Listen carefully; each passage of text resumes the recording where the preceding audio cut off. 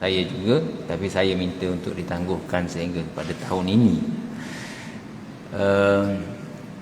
Alhamdulillah, syukur kepada Allah kita dapat bersama-sama untuk menyambung semula kuliah Fiqh Al-Awlawiyat yang kita baca daripada buku yang diterjemah daripada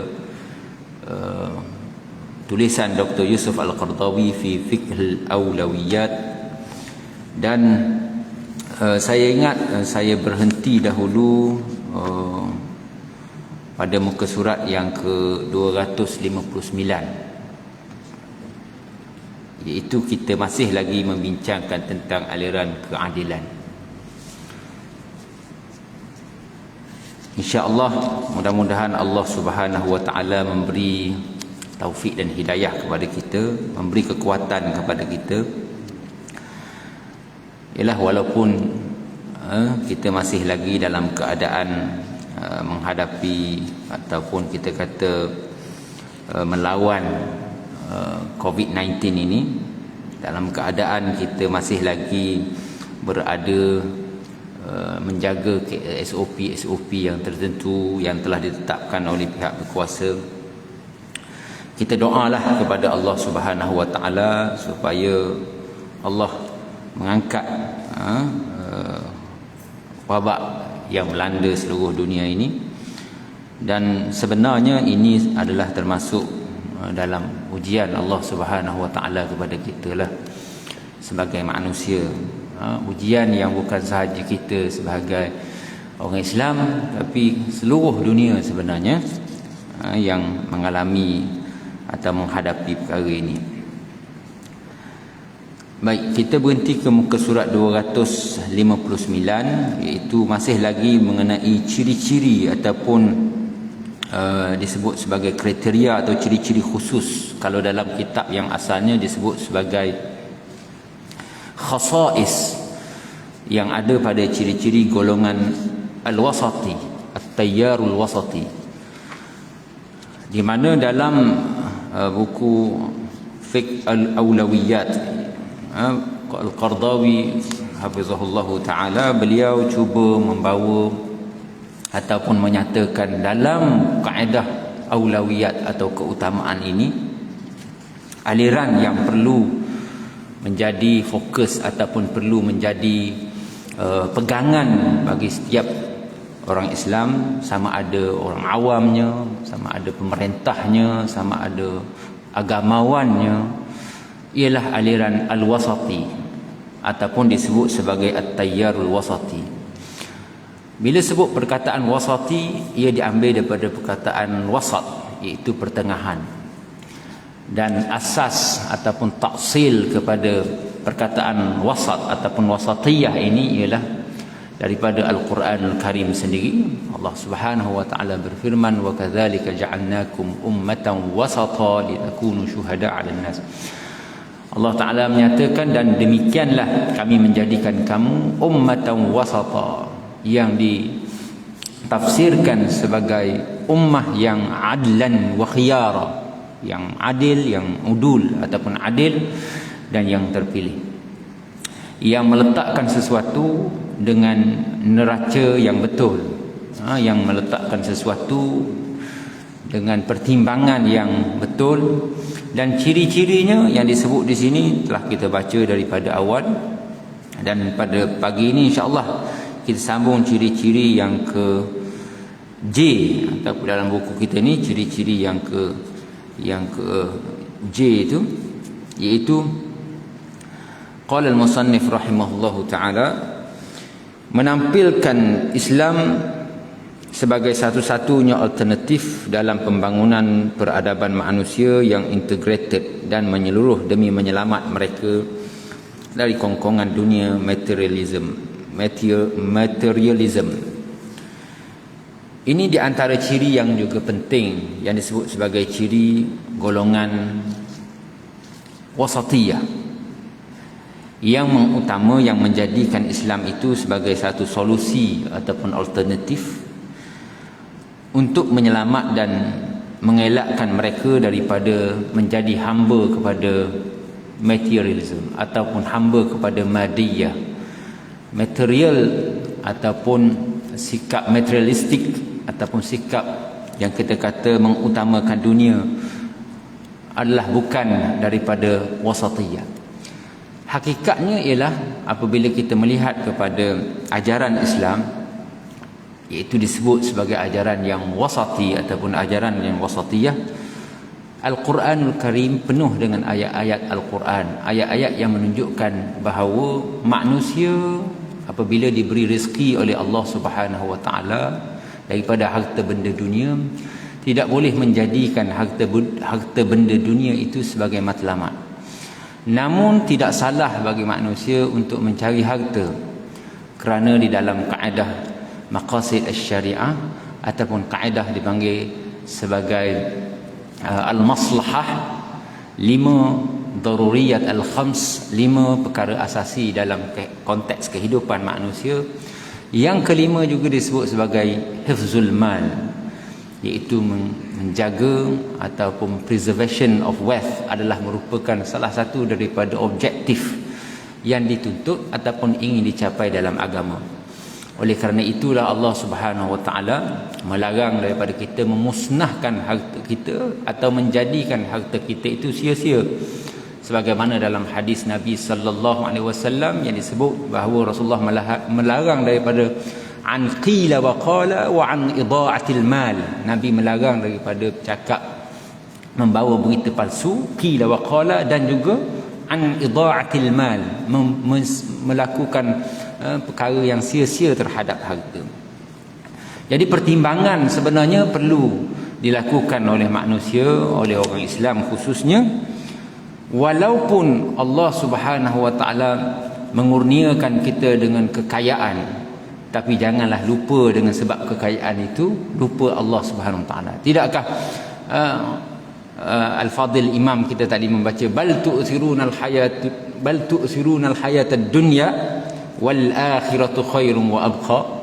Golongan kufar, golongan yang tidak beriman kepada Allah, golongan yang lalai, golongan yang maksiatnya melebihi segala-galanya, tu'thirunal hayatad dunya. Sebenarnya mereka itu mengutamakan kehidupan dunia, sedangkan wal akhiratu khairum wa abqa, akhirat itulah yang lebih baik dan yang lebih kekal untuk mereka. Sebab itu dalam Quran Allah Subhanahu Wa Taala menyatakan wabtaghi fi ma ataka Allahu ad-daral akhirah wa la tansa nasibaka minad dunya, dan carilah daripada apa yang Allah Taala kurniakan kepada kamu. Cari apa? Carilah ad-daral akhirah, iaitu carilah akhirat melalui apa yang Allah Taala kurniakan kepada kita. Dan wala tansa nasibaka minad dunya, janganlah kamu lupa akan portion kamu, habuan kamu, bahagian kamu daripada dunia. Kadang-kala apabila berlakunya golongan yang tidak memahami wasatiyah, mereka ini tidak berada, wasatiyah ni maksudnya berada di antara ifrat dan juga tafrid. Ifrat ni melampaui batas, tafrid iaitu cuai, ataupun tidak melakukan, tidak memberikan hak yang sepatutnya. So wasatiyah ni berada di tengah-tengah. Walaupun Allah Subhanahu Wa Taala memberikan kepada kita, mengurniakan kepada kita harta benda yang banyak, tapi itu tidak melupakan kita kepada Allah Subhanahu Wa Taala. Yang pentingnya kita memahami bahawa perkara kekayaan dunia, material yang Allah Taala bagi kepada kita ini semuanya adalah perkara yang sementara, semuanya adalah yang sedikit sahaja di sisi Allah Subhanahu Wa Taala.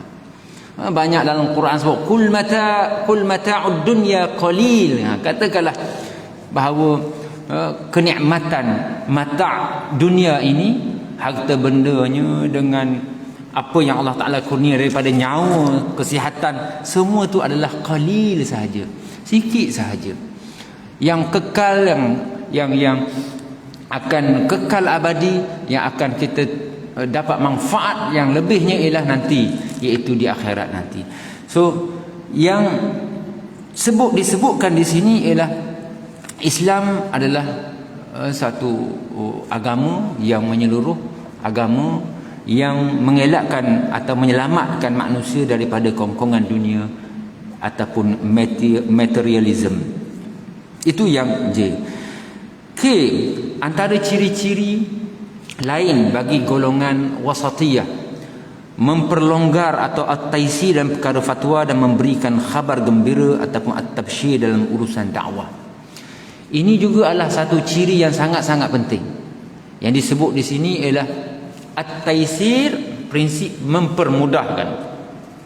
Dia sebut di sini memperlonggarkan atau mempermudahkan dalam konteks fatwa, dan juga at-tabsyir, memberi khabar gembira ataupun apa nama kita kata, ialah memberi khabar gembira ataupun memberi sokongan dan dokongan dalam konteks dakwah, khususnya kepada mereka yang baru-baru berjinak-jinak dengan agama, ataupun baru untuk keluar daripada kepompong ataupun keluar daripada kancah kehidupan yang lama, yang lampau, kehidupan yang melakukan maksiat dan sebagainya. Jadi dua perkara disebut di sini. Yang pertama dia kata dalam konteks fatwa, yang kedua dalam konteks dakwah. Dua-dua itu adalah konteks yang sangat penting, kerana ada saling kaitan satu sama lain. Kadang-kadang apabila fatwa itu bersifat keras, maka dia akan menjauhkan manusia, menjauhkan seseorang itu daripada agama. Tidakkah Nabi SAW dalam satu hadis yang sangat-sangat masyhur, hadis Anas bin Malik radhiyallahu anhu, Nabi menyatakan, yassiru wa la tu'assiru wa basyiru wa la tunaffiru. Nabi menyatakan, permudahkanlah kamu dan janganlah kamu menyusahkan, dan basyiru, berilah kabar gembira, dan janganlah kamu wala tunaffiru, menjadikan manusia itu jauh. Tunaffiru ni maksudnya menakut-nakutkan orang sehingga jauh daripada agama. Kisah banyak sebenarnya kalau kita lihat bagaimana seorang sahabat Nabi, dan juga kisah-kisah yang berlaku dari zaman salafus soleh, bagaimana kaedah al-yusr itu sendiri dipraktikkan, dan kaedah at-tabsyir itu ataupun basyiru itu dipraktikkan dalam kehidupan. Nabi SAW sangat-sangat murka apabila mendengar adanya di kalangan sahabat yang kita kata menjadi imam, sampai tak menjadi imam, dan solatnya terlalu panjang sehingga menyebabkan orang yang berada di belakang tu sebahagiannya sakit ataupun rasa susah, rasa berat untuk datang solat jemaah. Sampai macam tu. Sebab tu disebut dalam satu hadis tu, Nabi kata, inna min, ya, selepas daripada berlakunya peristiwa di mana diceritakan kepada Nabi SAW, kalau tak silapnya pernah berlaku dalam satu peristiwa, Mu'adz bin Jabal. Mu'adz bin Jabal ni sahabat Nabi yang juga hampir dengan Nabi, yang disebut sebagai a'lamun nas bil halal wal haram, yang sangat-sangat alim tentang halal dan haram. Tapi manusia, sebagai manusia biasa, seorang sahabat juga pernah melakukan kesilapan, ditegur oleh Nabi SAW. Niatnya baik, bukan niatnya yang tak baik, niat yang sangat-sangat baik. Mu'adz bin Jabal pernah sekali, biasanya dia selepas selesainya sembahyang bersama dengan Nabi, dia pulang ke kampungnya, iaitu di kampung Bani Salamah, untuk solat bersama dengan orang-orang kampungnya, orang-orang kabilahnya. Pada satu malam, kalau tak silap disebut dalam hadis waktu Isya, dia bersama, sepatutnya dia bersama dengan Rasulullah SAW, namun malam itu Rasulullah lewat sedikit, lalu Mu'adz bin Jabal telah menjadi imam kepada orang kampungnya. Jadi imam kepada orang kampungnya ataupun kabilahnya. Tiba-tiba dia masuk, dia baca Fatihah, kemudian dia baca surah Baqarah. Bayangkan tuan-tuan, kalau sembahyang Isyak baca surah Baqarah, kan? Kalau kita baca surah Baqarah dengan laju pun rasa lama, kalau jadi imam, bayangkan tuan-tuan. Sehingga kan ada seorang dari kalangan sahabat juga apabila melihat Mu'adz bin Jabal membaca surah Al-Baqarah, terus dia pun melarikan diri ataupun tidak masuk dalam solat jemaah. Sehingga kan sahabat-sahabat yang lain di perkampungan Bani Salamah tersebut telah menegurnya dan menyatakan nafaqta. Dia kata, kamu ni munafik ke? Kamu ni munafik ke? Itu pandangan luar manusia bila melihat seseorang itu melarikan diri. Terus dia mengadu kepada Rasulullah sallallahu alaihi wasallam. Bila mengadu kepada Rasulullah, cerita kepada Rasulullah, Rasulullah pun panggillah Mu'adz bin Jabal dan menyatakan satu lafaz yang sangat masyhur, ya Mu'adz, aturidu an takuna fattanan, wahai Mu'adz, apakah kamu ingin menjadi orang yang membawa fitnah? Dengan makna, apakah kamu ingin menjadikan orang ramai ini lari daripada agama? So maknanya di sini konsep at-taysir dan juga at-tabsyir itu sangat-sangat penting. Itu bukannya masuk kepada ataupun bukannya kepada seseorang yang baru berjinak, baru ingin mendekati agama, tetapi di kalangan sahabat-sahabat Nabi yang mereka, sebahagian mereka itu mungkin, kalau tak silap dalam hadis itu dinyatakan bahawa, wahai Rasulullah, disebut oleh lelaki tadi, wahai Rasulullah, kami ni ashabu an-nawadih, kami ni pengembala unta. Jadi kami pulang waktu malam, waktu petang, jadi kami rasa penat. Sebab itulah pentingnya bagi setiap orang ini mengambil kira keadaan pengikutnya juga. Khususnya kalau dalam konteks imam, begitulah. Mengambil, kena faham. Ada setengah-setengah tempat tu, malam saya diberitahu tentang satu tempat tu, sampai memang betul berlaku tidak ada konsep at-tabsyir dan juga at-taysir ni, sehingga kan jemaah itu ramai sikit, mungkin orang yang berusia. Mungkin kat sini saya nampak semua muda-muda semua ni kan. Ada setengah tempat tu betul yang lebih berusia, kebanyakannya mungkin 70 ke atas, yang 20-an, yang 30-an imam je. Dan dia ceritanya ialah sehingga kan seorang makmum tak nak datang dah. Sebab apa? Sebab imam ni memang betul lah hafiz, tapi mungkin dia tak ambil kira keadaan makmum yang di belakang. Saya kata sepatutnya dia kena faham lah juga. Tak perlulah, mungkin surah sejadah tu boleh baca. Memang betul surah sejadah semalam kan berlaku kan. Surah sejadah tu saya kata adalah satu sunnah, boleh kita lakukan, boleh kita melazimi. Mungkin kena ambil kira speed bacaan itu, mungkin kena ambil kira speed bacaan. Bagi imam tu kena ambil kira speednya. Kalau dia nak baca surah sejadah, lajulah sikit, mungkin kena, itu caranya kan.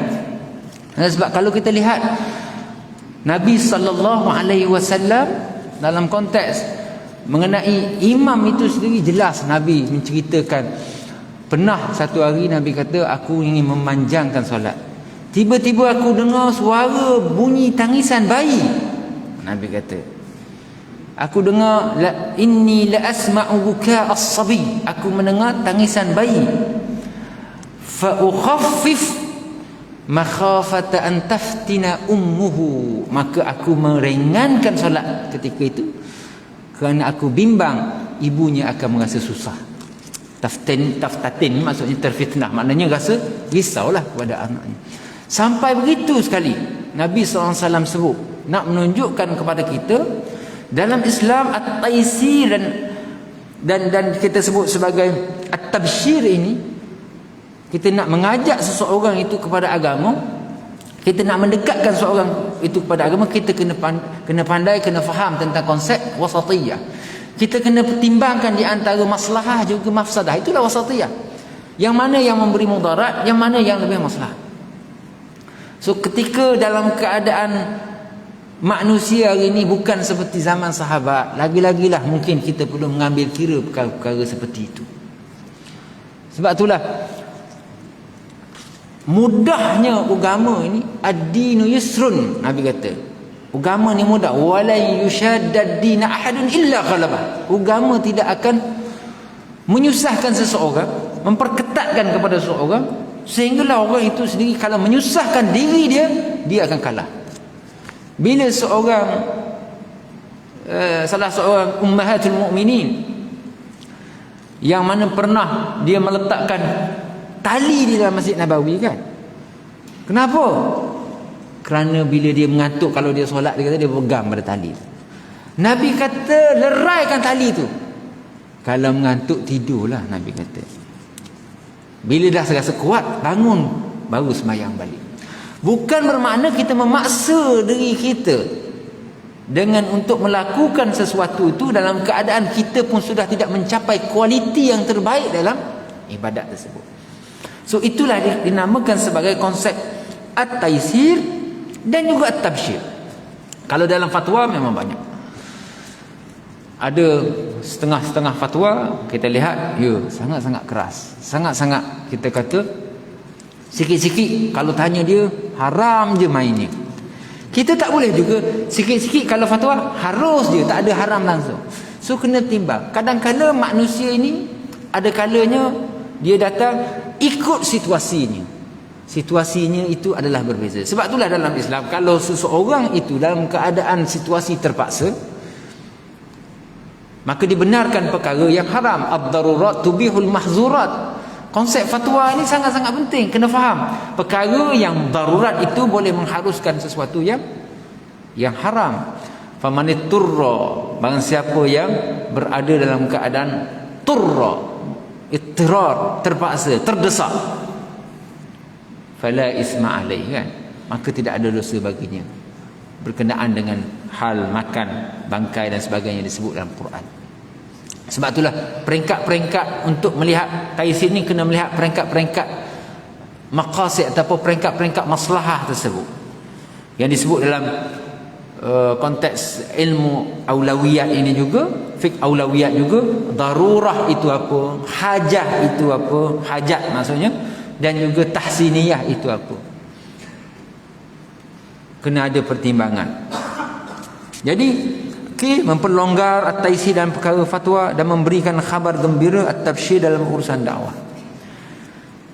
Macam orang baru nak masuk Islam, tiba-tiba kita menyatakan bahawa kepadanya sesuatu perkara-perkara yang menyebabkan dia jauh lagi daripada Islam. Betul kena masuk Islam ni. Nak masuk Islam, kamu kena buat macam ni, kena buat macam ni, tak boleh tinggal. Semuanya sebut perkara-perkara yang dia perlu tinggalkan. Bukannya kita kata marhaban, selamat datang ke dalam agama ini, tahniahlah, Islam ni agama yang rahmah, agama yang luas. Tidakkah imam kita membaca tadi tentang ayat Al-Quran, laqad ja'akum rasulun min anfusikum azizun 'alaihi ma 'anittum harisun 'alaikum bil mu'minina raufur rahim. Rasulullah ni telah datang kepada kamu, Rasulullah ni yang disebut sifat Rasulullah bil mu'minina raufur rahim. Sangat penyayang, sangat kasih kepada orang-orang yang beriman. Rahmatnya Nabi, kasihnya Nabi kepada orang beriman tu sampai tahap macam tu. Sehingga kan Nabi dengar tangisan anak tu, bayi tu, Nabi boleh meringankan solatnya. Sampai macam tu. So itulah at-tabsyir. Bila orang baru nak masuk Islam, kita bukan hanya menceritakan apa yang dia kena tinggalkan, tapi kena ceritakan juga apa besarnya pahala, apa besarnya fadilat dia masuk dalam. Segala dosa yang dia lakukan sebelum ini Allah Ta'ala ampunkan. Sama juga seperti orang yang nak bertaubat kepada Allah Subhanahu Wa Ta'ala. Konsepnya ialah kita perlu melakukan sesuatu yang mengikut pertimbangan wasatiyah, pertimbangan di antara kebaikan dan juga keburukan. Jangan ifrat dan jangan tafrid. Itulah dia disebut sebagai al-wasatiyah, at-tayyarul wasati. Orang yang bertaubat kena ceritalah at-taib minadz-dzambi kaman la dzambalah. Orang yang bertaubat ini adalah orang yang diberi pahalanya seperti apa? Kaman la dzambalah. Kelebihannya seperti orang tak ada dosa dah sebelum. Tidakkah bila dengar macam tu, orang yang dulu sejahat mana, sebesar mana sekalipun dosanya, dia akan rasa ringan, dia rasa tenang, Allah Ta'ala akan terima taubatku. Sebab itulah adanya ar-raja, adanya al-khawf dalam Quran ni, adanya galakan, adanya Allah Ta'ala sebut insentif, adanya Allah Ta'ala sebut tentang pahala, dan adanya Allah Ta'ala sebut juga tentang neraka, tentang balasan seksa. So kita kena sentiasa menyebut kedua-dua sekali. Tidak boleh hanya menceritakan sesuatu yang menunjukkan keburukan semata-mata. So, itulah yang dinamakan at-tabsyir. Konsep al-wasatiyah dalam urusan dakwah. Cuma bila sebut di ayat memperlonggar ni, mungkin konotasinya agak negatif. Bukan maksud melonggarkan itu. Longgar ni maksudnya mudah tercabut. Dia mempermudahkan. Asal perkataan at-taisir ni ialah yusr, mudah. Lawannya ialah susah. Dalam agama, ma yuridullahu liyaj'ala 'alaikum fid dini min haraj. Allah Taala, wa ma ja'ala 'alaikum fid dini min haraj. Wa ma ja'ala 'alaikum fid din. Allah tak akan menjadikan ke atas kamu dalam perkara din, perkara agama ni haraj, kesusahan. Tak ada. Bila susah, dalam kaedah Imam Syafi'i sendiri sebut idza daqa ittasa' wa idza ittasa' daqa. Dalam kaedah agama ni, bila sesuatu perkara tu sempit, susah, dia akan jadi luas. Ini kaedah Imam Syafi'i sendiri sebut. Apabila ia sempit, dia akan jadi luas. Apabila dia luas, dia kena sempit sikit. Itulah kaedah. Maknanya kita mesti berada di ketika untuk melakukan sesuatu keputusan, membuat pertimbangan maslahah dan juga mafsadah. Maksud sempit tu jadi luas tu, bila kita keadaan tersempit, tak ada apa-apa, makanan tak ada, memang bolehlah makan perkara yang haram, tapi makan tu pun tak boleh terlalu luas, kena ikut dia punya kadar yang tertentu, mengikut keperluan kita sahaja. So itulah yang dikatakan idza daqat tasa' wa idza tasa' daqa, kata Imam Syafi'i. Kaedah yang sangat masyhur. Yang seterusnya, menampilkan nilai-nilai murni dalam bidang sosial dan politik seperti kebebasan, al-hurriyah. Kebebasan disebut di sini. Bebas ini apa makna? Bukan bebasnya freedom dari sudut untuk i'tiqad, kepercayaan, apa kamu nak percaya ke Allah Ta'ala ke tak, bukan maksud itu. Kebebasan individu, manusia ni Allah Ta'ala bagi dia kebebasan, dilahirkan oleh ibu bapanya ialah bebas, tidak ada orang yang boleh memaksanya, tidak ada orang yang boleh, itulah prinsip kebebasan. Tidak ada orang yang boleh melakukan apa kepadanya, tidak boleh memperhambakannya.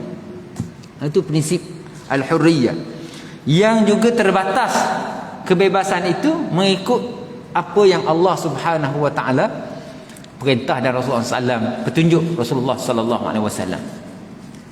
Sebab kadang-kadang bila kita sebut bebas, orang yang kata bebas sebebas-bebasnya, boleh dia buat apa saja. Tak. Kebebasan melakukan kontrak, kalau kita dalam bab fiqh muamalat kan, kebebasan kita melakukan kontrak, ya, kita bebas melakukan akad kontrak. Tapi kontrak yang kita boleh lakukan ialah yang tidak ada elemen riba, tidak ada elemen gharar, tidak ada elemen judi, tidak ada elemen melibatkan perkara-perkara haram. Adanya certain perkara yang disebut sebagai haram, yang tu kita kena jauhilah. Dari segi bebas, prinsip asalnya. Kemuliaan dalam konteks sosial dan politik, dia katakan kemuliaan manusia ni semua mulia. Tidak ada orang yang boleh menghina seseorang walaupun bukan Islam. Allah Ta'ala sebut sendiri, walaqad karramna bani Adam, sesungguhnya kami telah memuliakan anak Adam. Bila sebut anak Adam, tak kira siapa dia, semuanya adalah merupakan mulia. Manakala kalau seorang tu Islam, mulia atas satu kemuliaan lagi. Kerana kita tu dapat agama. Wala tahinu wala tahzanu wa antumul a'laun. Jangan kamu rasa hina, jangan kamu rasa sedih, kata Allah Ta'ala. Wa antumul a'laun, sedangkan kamu ini sebenarnya adalah tinggi. Sebab apa? Sebab Islam. Al-Islamu yu'la. Islam tu tinggi. Wala yu'la alaih, tidak ada yang lebih tinggi daripadanya. Tapi bila sebut tentang seseorang tu manusia, dia ada karamah, ada kemuliaannya. Ada kemuliaannya dari aspek mana. Sebab itulah apabila adanya dijumpai kita kata prinsip jumpanya mayat ataupun sebagainya. Dalam Islam tidak boleh dibiarkan begitu sahaja. Kena proper dia punya urusan, termasuklah mengebumikannya. So itu adalah merupakan karamah. Masing-masing mempunyai hak kan. Syura, prinsip syura. Wa amruhum syura bainahum. La khaba man istakhara wa la nadima man istashara. Syura ni ialah termasuk dalam konsep istisyar juga, mengambil pandangan orang lain, menerima pandangan orang lain. Nabi sebut sendiri, la khaba man istakhara wa la nadima man istashara. Tidak akan rugi orang yang melakukan istikharah dan tidak akan menyesal orang yang melakukan istisyar, mengambil pandangan orang lain. Wa amruhum syura bainahum. Dalam Quran sendiri sebut. Keadilan sosial, al-adalah al-ijtimaiyah, social justice kalau kita sebutkan. Iaitu tidak boleh membezakan di antara individunya ni dengan individu. Tidak ada kasta dalam agama. Orang ni orang yang tinggi sebab dia ada pangkat di dunia. Yang ni rendah sebab dia kerja biasa. Tak ada kasta. Dalam Islam tidak ada kasta seperti mana yang berlaku di setengah-setengah kepercayaan. Kalau kita tengok di India kan, ada kasta.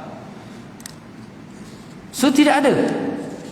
Orang asli ada hak dia dalam negara. Itu termasuk dalam hak asasi disebutkan. Ada hak dia. Tidak boleh kita sewenang-wenangnya mengambil hak mereka untuk hidup, untuk makan, untuk minum, untuk dapat akses kepada education, pelajaran pun ada.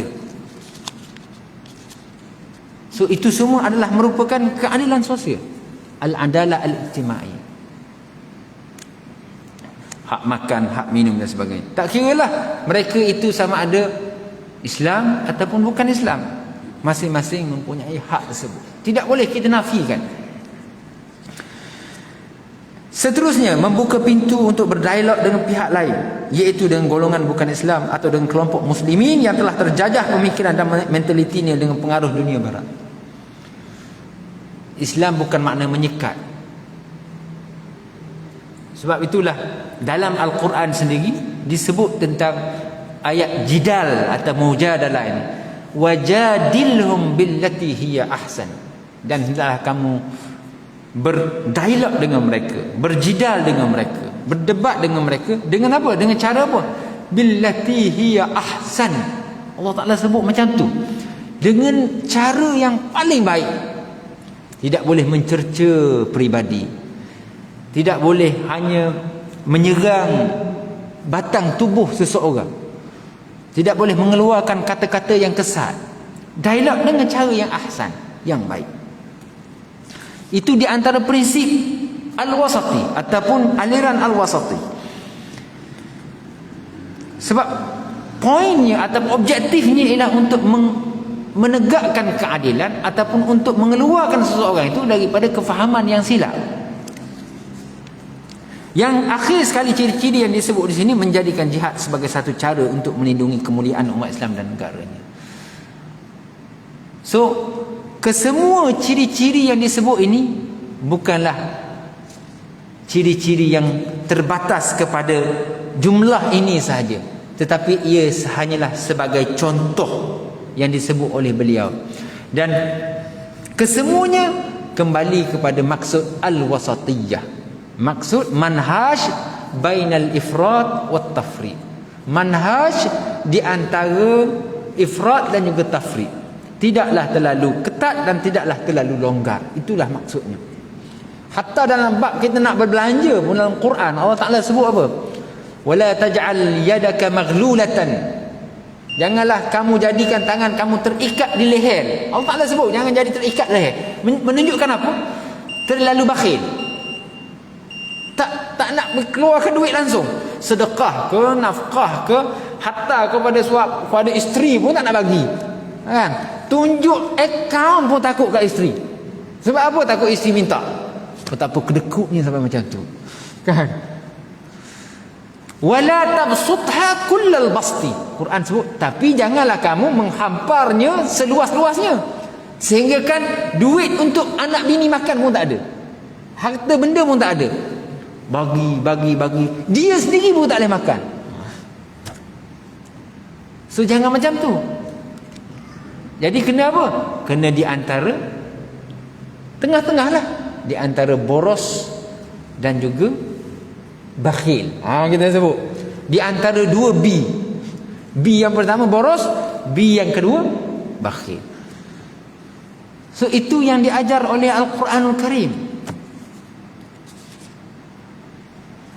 Itu dalam bab kehidupan, dalam bab bagaimana kita menguruskan harta benda kita.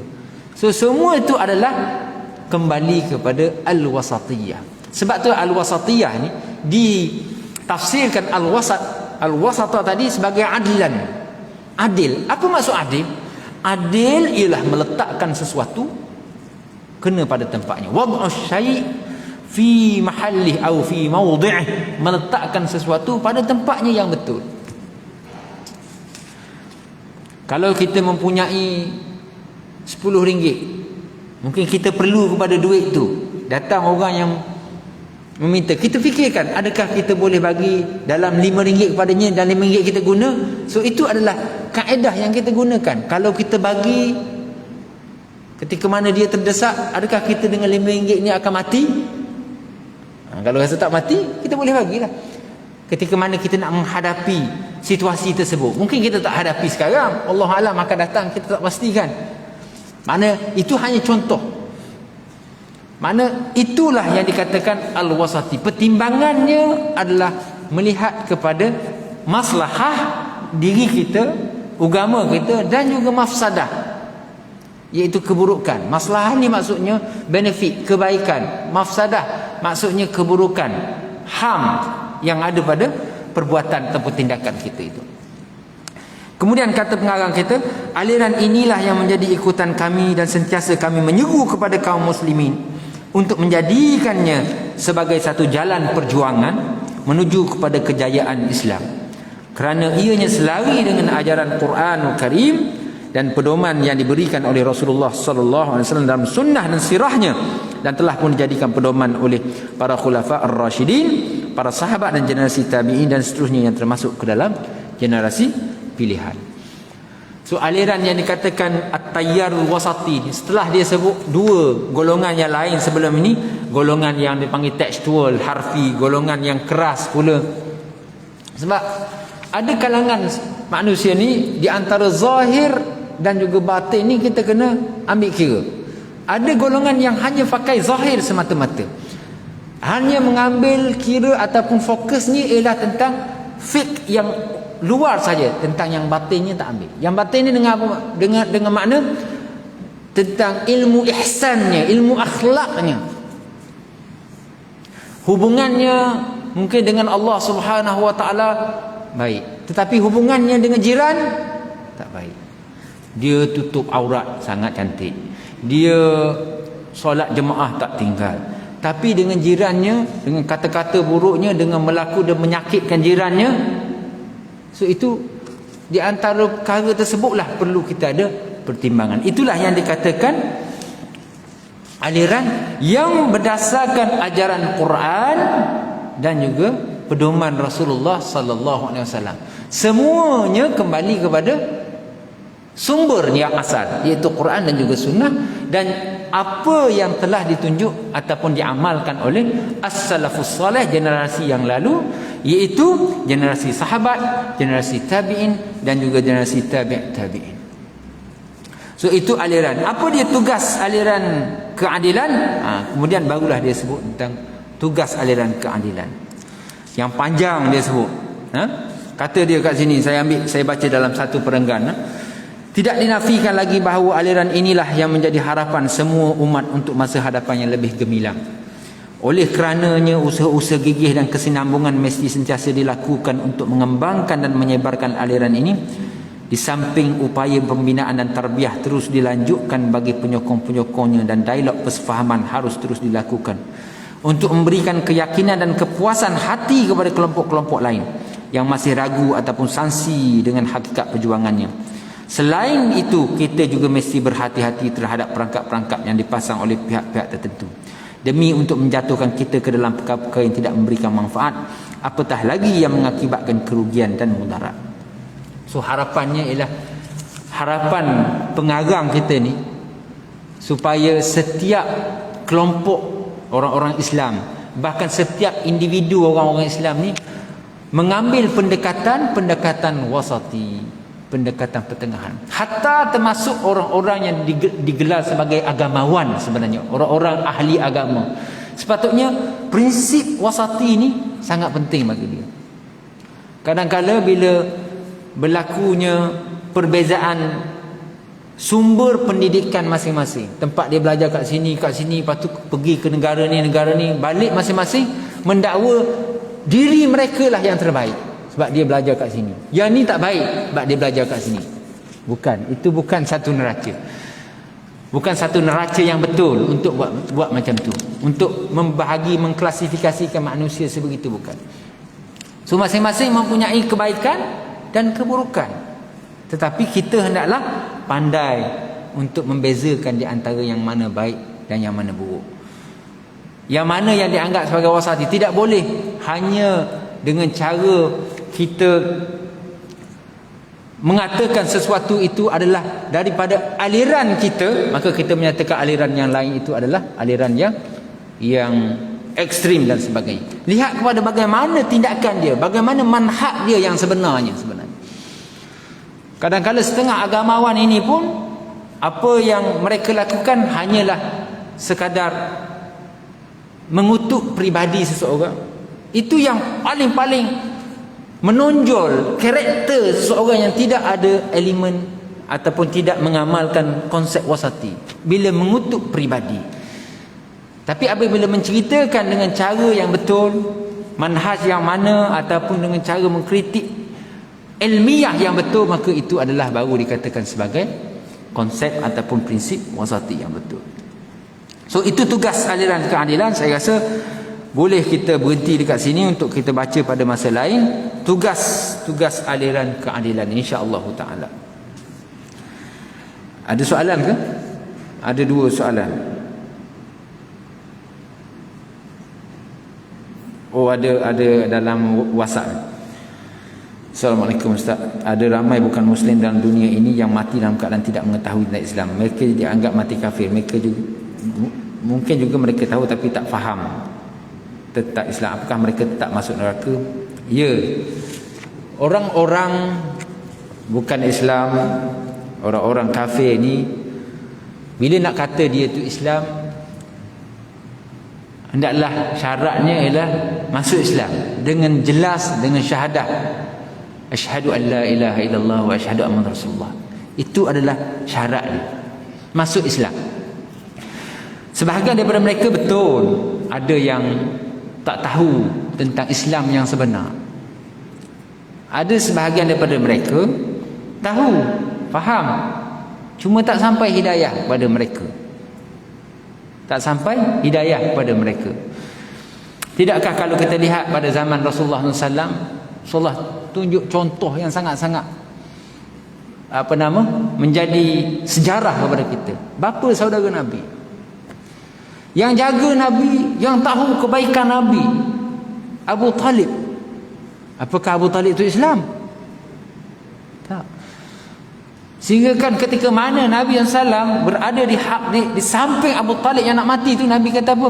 Qul la ilaha illallah kalimatun uhajulaka biha inda Allah. Katalah la ilaha illallah, satu kalimah yang aku boleh berhujah di hadapan Allah. Maknanya kamu ni Islam. Kemudian dia berpaling, dia tengok Abu Talib ni, dia tak nak masuk Islam sebab apa? Bila dia berpaling tengok di sebelah dia Abu Lahab dan sebagainya, Abu Jahal, apa yang mereka kata? Atarghabu am millati abina, kamu ni nak keluar daripada agama nenek moyang kita ke? Dia takut orang kata tu. Akhirnya dia mati. Sebab itulah innaka la tahdi man ahbabta walakinna Allah yahdi man yasha. Kita tak boleh bagi hidayah dengan maksud hidayah tu taufik kepada orang yang kita sayang. Kita cerita macam mana, dia faham macam mana sekalipun, tapi taufik tu tak datang daripada Allah. Sebab itulah pentingnya kita juga berdoa kepada Allah. Allah lah yang memberi hidayah kepada sesiapa yang dia kehendaki. So secara luaran, secara zahirnya kita hukumkan begitu. Sebab kita sebagai manusia, kaedahnya nahkum bil zawahir wallahu yatawalla sarair.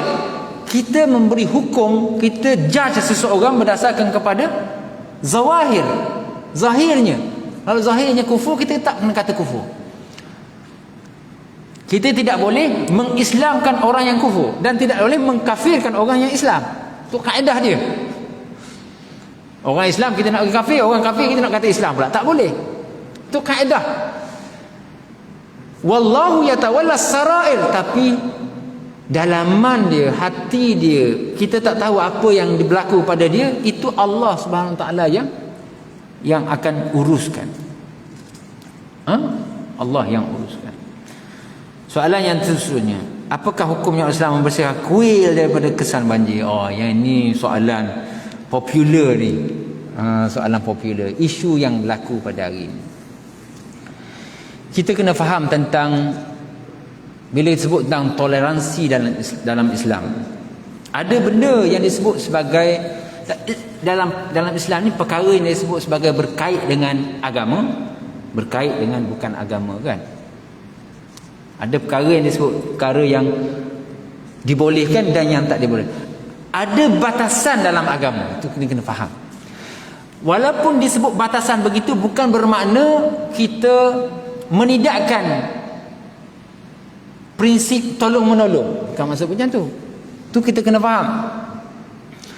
So betul, kalau dalam bab kita kata hukum berkaitan dengan bukan setakat tolong menolong, hukum berkaitan dengan mengambil upah bekerja daripada kuil ataupun daripada gereja dan sebagainya. Para ulama bincang benda ni. Majoriti ulama kata haram. Kalau tuan-tuan buka dalam kitab fiqh mazhab Imam Syafi'i sekalipun, majoriti ulama kata haram. Ada, memang betul ada segelintir yang kata boleh. Kalau tak silap saya dari kalangan mazhab Abu Hanifah kata boleh. Tapi itu dalam konteks bekerja. Dalam konteks bekerja. So apabila membersihkan kuil ini melibatkan perkara agama, sebab apa tak boleh? Ilahnya tak boleh. Kerana seolah-olahnya ia menolong perkara yang mungkar. Ia seolah-olahnya membersih tempat ibadat lah. Itu je maksudnya. Kan?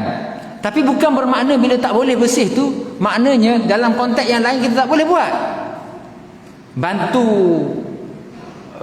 orang bukan Islam yang susah. Boleh. Ada konteks yang lebih luas yang boleh dilakukan. Sama juga dengan perbahasan ulama tentang boleh ke ucap Merry Christmas kepada orang bukan Islam. Boleh ke ucap macam tu? Bila sebut Christmas, apa maksud Merry Christmas tu? Apakah dia membawa maksud kita redha kepada agamanya? Kadang-kadang perbuatan kita tak redha pun. Kita tak redha pun perbuatan tersebut. Tapi adakah dia boleh dilakukan? Sama juga membersih patung berhala sebagai contoh. Kita nak tolong dia, patung berhala ni berdebu sangat, sapu. So prinsip-prinsip agama seperti itu sepatutnya perlu difaham. Perlu diberi penerangan dahulu, khususnya kepada sukarelawan ni. Kita tak kata mereka tu nak buat sebab mereka redha dengan kuil tu. Tak, bukan mereka redha. Sudah pastinya mereka tak redha. Tetapi perkara itu sepatutnya daripada awal lagi lebih jelas. Kita perlu fahamkan pada mereka lah. Itu pada saya. Sepatutnya dia tak lakulah perkara tersebut di kuil kalau orang Islam. Sebab dia boleh membawa maksud at-ta'awun. Kita membantu perkara yang mungkar. Kuil tu adalah sebenarnya di sisi Allah Ta'ala, di sisi agama Islam, perkara yang mungkar. Sebab ia adalah tempat ibadatnya. Tapi kita dalam Islam tidak dibenarkan merobohkan kuil, betul. Tapi bukan bermakna kita dibenarkan untuk membersihkan kuil tu. Maknanya kita menggalakkan lagi supaya orang tu beribadat dalam kuil dengan cara yang lebih lebih baik, lebih, kita kata lebih selesa. Jadi benda-benda seperti ini bila datang perkara-perkara berkait dengan kepelbagaian agama yang ada di negara kita ini, di situlah pertimbangannya bagaimana kita nak buat. Mungkin dalam konteks ahli politik berbeza dengan sukarelawan, itu mungkin berbeza. Dalam konteks menghadiri, ahli politik menghadiri ke kuil, itu berbeza mungkin untuk melakukan sesuatu upacara yang tidak melibatkan agama, seperti dialog yang dilakukan dan sebagainya, menghadiri untuk makan dengan makanan yang halal di dalam kuil, kan? Itu masih lagi dalam batasan yang diharuskan. Tapi kalau dalam konteks seolah-olahnya kita memberi sumbangan yang menyebabkan ia itu makin baik dan sebagainya, yang itu di situlah poin dia kenapa perkara tersebut menjadi isu, membawa masalah dalam konteks agama. Tapi jangan kita mencela ataupun jangan kita menuduh orang yang melakukan itu orang yang terkeluar daripada agama. Ni terus batal syahadah dia, batal agama dia, keluar Islam, baru buat benda tu.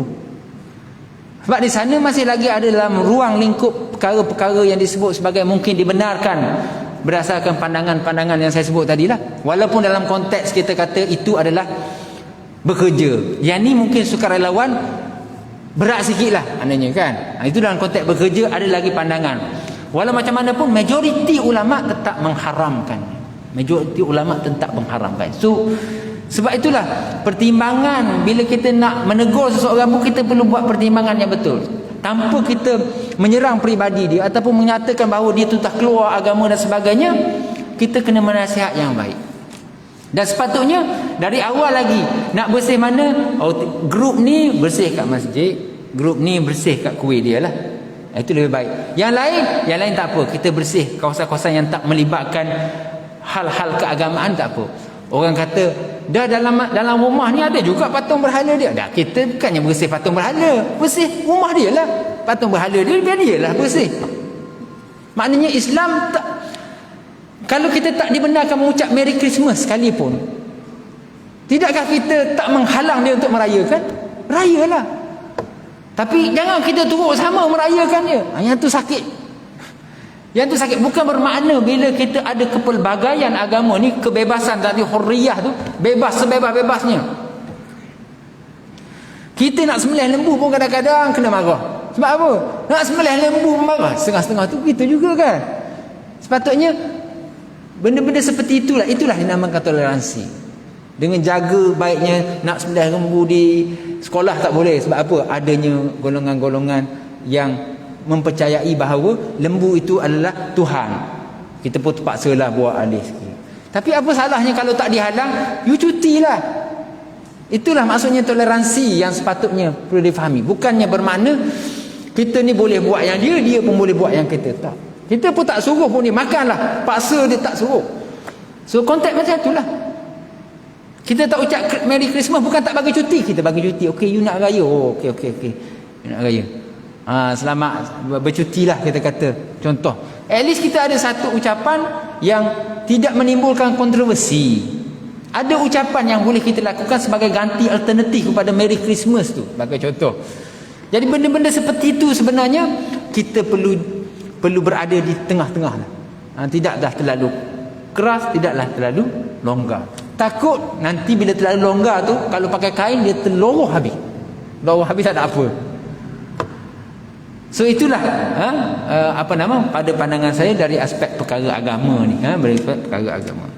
So cukuplah kita untuk sekadar itu pada pagi ini. Aku qauli hadza wa astaghfirullahal azim li wa lakum. Assalamualaikum warahmatullahi wabarakatuh. Allahumma aghnina bil ilmi wa zayyinna bil hilmi wa akrimna bit taqwa wa jammilna bil afiyah ya akramul akramin walhamdulillah.